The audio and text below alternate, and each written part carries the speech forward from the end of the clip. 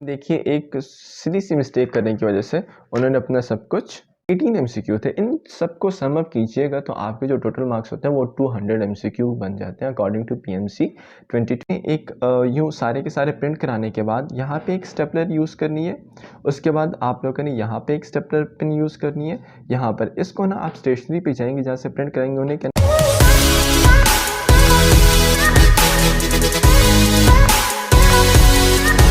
So dear students, अगर मैं paper attempting strategy से पहले आप लोगों को थोड़ा सा पेपर का इंट्रो करा दूं कि इसमें क्या क्या होगा और कैसे ये दिखता है, इसे कैसे अटेम्प्ट करना है।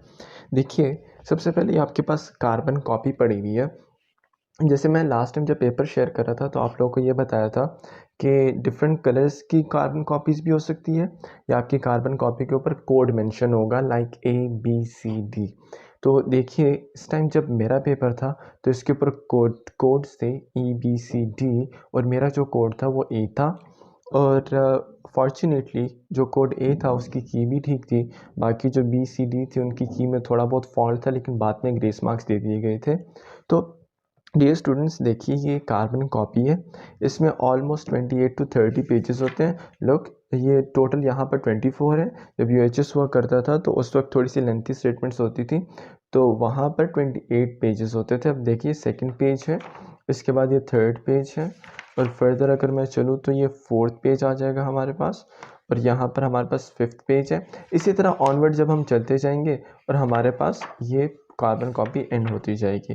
तो ये मेरी ओरिजिनल कार्बन कॉपी है। अब मैं आपको बताता हूँ कि आप लोगों ने पेपर अटेम्प्ट कैसे करना और मैंने कैसे किया था।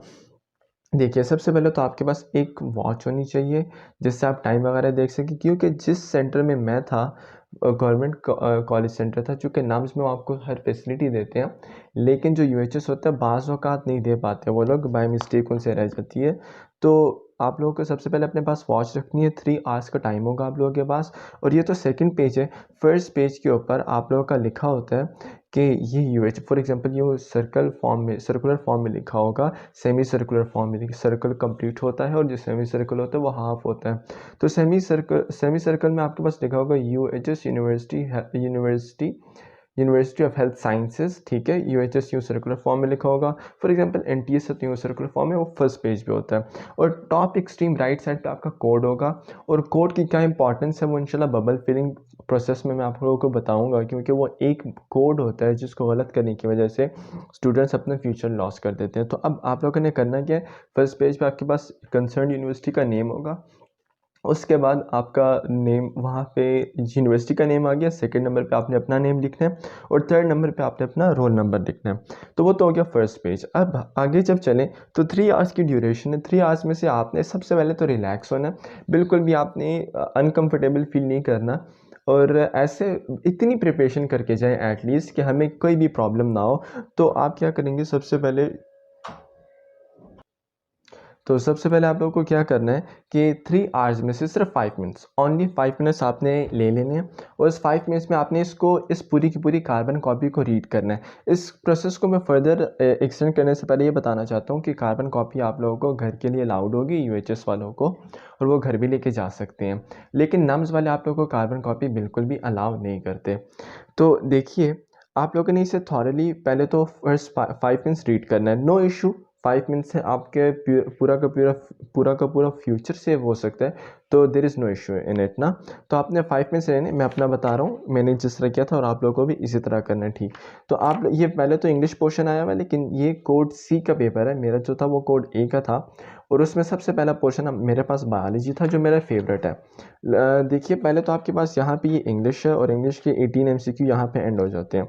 अगर मैं फर्दर चलूँ तो हमारे पास नेक्स्ट पोर्शन आता है केमिस्ट्री का, और केमिस्ट्री में आप देखिए फर्दर वो 18 क्वेश्चन था लास्ट, यहाँ से 19 आ रहा है, फिर इसी तरह ये 27, और फर्दर जब हम चलते जाएंगे तो ये इसी तरह आगे MCQ आते जाएंगे। बेशक जिस भी सब्जेक्ट को हमने वहाँ पे सीक्वेंस मेंटेन्ड होता है। केमिस्ट्री एंड होगी तो फिर जब फिज़िक्स आएगा तो फिज़िक्स के ऊपर लिखा होगा MCQ नंबर 90 और मे बी 80, ठीक है। इसी तरह आपने 5 मिनट्स लेने और इस पेपर को थॉरली रीड करते जाना है। ये बायोलॉजी का पेपर आ गया आप लोगों के पास। अच्छा, ये तो मैंने आप लोगों को थोड़ा सा इंट्रो दे दिया। अब मेन टॉपिक की तरफ आते हैं कि मेन टॉपिक है क्या। सबसे बड़ी कन्फ्यूजन जो हमारे पास होती है वो ये होती है कि सर हमें पहले पोर्शन कौन सा अटेम्प्ट करना चाहिए। तो इस पोर्शन की तरफ जाने से पहले मैं आप लोगों को ये बताना चाहता हूँ कि आपके पास जो एंट्री टेस्ट होता है आपके एमडी कैट का, उसमें आपके 4 सब्जेक्ट्स होते हैं। नंबर 1 बायोलॉजी, फिर केमिस्ट्री, फिर फिज़िक्स और फिर इंग्लिश। अब देखिए मोस्ट ऑफ द स्टूडेंट्स क्या करते हैं, फिज़िक्स पहले अटेम्प्ट करते हैं, लेकिन आप लोगों ने बिल्कुल भी ऐसा नहीं करना और मैंने भी ऐसा नहीं किया था। जो मैंने नहीं किया तो मैं वही बताऊँगा आप लोगों को। अब मैं अपनी बात को प्रूव करने वाला हूँ कैसे। 2020 की बात है जब पीएमसी ने फर्स्ट टाइम टेस्ट कंडक्ट कराया था, तो हमारी एकेडमी में सीनियर्स थे। हम उस वक्त सेकेंड ईयर के स्टूडेंट थे और वो सीनियर्स थे। तो सीनियर्स इतने लायक थे, हमारे टीचर डैम श्योर थे कि उनके एडमिशन कंफर्म होगा, लेकिन उन्होंने ये बड़ी मिस्टेक की कि फिज़िक्स पोर्शन का पहला अटैम्प्ट किया और अनफॉर्चुनेटली 2020 में जो पेपर आया था फिज़िक्स का, उसमें टोटली न्यूमेरिकल्स थे, जबकि एज़ यूजुअल जो न्यूमेरिकल्स होते हैं 8 to 10 होते हैं, इससे ज़्यादा नहीं होते बिल्कुल भी। तो हमने फिज़िक्स सबसे पहले बिल्कुल भी अटैम्प्ट नहीं करना, क्योंकि हमारा सारा का सारा टाइम वेस्ट हो जाता है। अब देखिए फिज़िक्स आपने अटैम्प्ट नहीं की, उसके बाद आपके पास 3 सब्जेक्ट्स आते हैं, इसमें से जो सा भी अटैम्प्ट करें आपकी मर्ज़ी है, लेकिन मैं अपना बताऊं तो मैंने बायोलॉजी को अटैम्प्ट किया। अब देखिए फर्दर मैं सेकेंड एविडेंस प्रोवाइड करना चाहूँ आप लोगों को, तो वो ये है कि बायोलॉजी की सिंपल स्टेटमेंट्स है, केमिस्ट्री की सिंपल स्टेटमेंट्स है। केमिस्ट्री में अगर कोई प्रॉब्लम सॉल्विंग एमसीक्यू होंगे तो 3 to 4 होंगे, इससे ज़्यादा तो बिल्कुल भी नहीं होंगे ना। तो देखिए आप लोगों ने क्या किया, मैंने बायोलॉजी अटैम्प्ट की, उसके बाद मैंने केमिस्ट्री अटैम्प्ट की। डियर स्टूडेंट्स, अगर मैं फर्दर चलूँ तो आप लोगों को इंग्लिश सॉरी बायोलॉजी और केमिस्ट्री का मैंने आप लोगों को बता दिया कि इसमें सिंपल स्टेटमेंट्स होती हैं और ये ज़्यादा मुश्किल नहीं होता। और कुछ स्टूडेंट्स इंग्लिश की तरफ भी जाना चाहते हैं, तो इंग्लिश के भी 20 एमसीक्यू हैं। देखिए पेपर पैटर्न के पॉइंट ऑफ व्यू से मैं ज़रा बताना चाहूँगा। जब पीएमसी था, तो जब मैंने 2021 में टेस्ट दिया था उस वक्त 210 मार्क्स हुआ करते थे, और वो जो एक्स्ट्रा 10 मार्क्स होते थे वो लॉजिकल रीजनिंग के होते थे। लेकिन अब मैं अगर पीएमसी 2022 टेस्ट की बात करूँ तो उस वक्त जो पेपर पैटर्न था वो 200 एमसीक्यू का था, लेकिन वो यूएचएस के पेपर से बिल्कुल भी मैच नहीं ही करता था। जैसे मैं आपको प्रूव करके बताता हूँ इस बात को। बायोलॉजी के जो एमसीक्यू थे अकॉर्डिंग टू पीएमसी, अगर मैं बात करूँ 2022 में वो 68 एमसीक्यू थे, लेकिन अगर मैं केमिस्ट्री की तरफ आऊँ तो वहाँ 56 एमसीक्यू थे, और अगर मैं फिजिक्स की तरफ आऊँ तो वहाँ पर भी 56 एमसीक्यू थे, और इंग्लिश के 18 एमसीक्यू थे। इन सबको सम अप कीजिएगा तो आपके जो टोटल मार्क्स होते हैं वो 200 एमसीक्यू बन जाते हैं अकॉर्डिंग टू पीएमसी 2022 पॉलिसी। लेकिन देखिए अब मैं पीएमडीसी की बात करता हूँ, चूंकि वो आ चुकी है, तो आप पेपर पैटर्न कितने मार्क्स का होगा, 200 एमसीक्यू का होगा। ठीक है, इट्स वेल एंड गुड। अब देखिए 200 की डिस्ट्रीब्यूशन कैसे हुई है। 80 एमसीक्यू बायोलॉजी जो मेजर पोर्शन होगा, 60 एमसीक्यू केमिस्ट्री के होंगे, 40 MCQ physics and 20 MCQ English के होंगे। तो इन सबको सम अप कीजिए, 200 एमसीक्यू आपके पास बनते हैं। ठीक है, तो अब देखिए मेजर पोर्शन कौन सा है, बायोलॉजी एंड केमिस्ट्री। मेरा सवाल ये 8 to 60 को सम अप करें टोटल कितने बनते हैं, 140 एमसीक्यू। लेकिन अगर फिजिक्स की तरफ मैं चलूँ वहाँ टोटल कितने हैं, 40। तो मुझे बताया जो स्टूडेंट एक सिली मिस्टेक फिजिक्स को पहला अटैम्प्ट करने की करेगा तो वो 40 एमसीक्यू को अटैम्प्ट करने की ना करने की वजह से 140 एमसीक्यू लूज कर देगा। तो हमने ये मिस्टेक बिल्कुल भी नहीं करनी। सबसे बड़ी कन्फ्यूजन ये होती है कि सर स्टार्ट कहाँ से लिया जाए।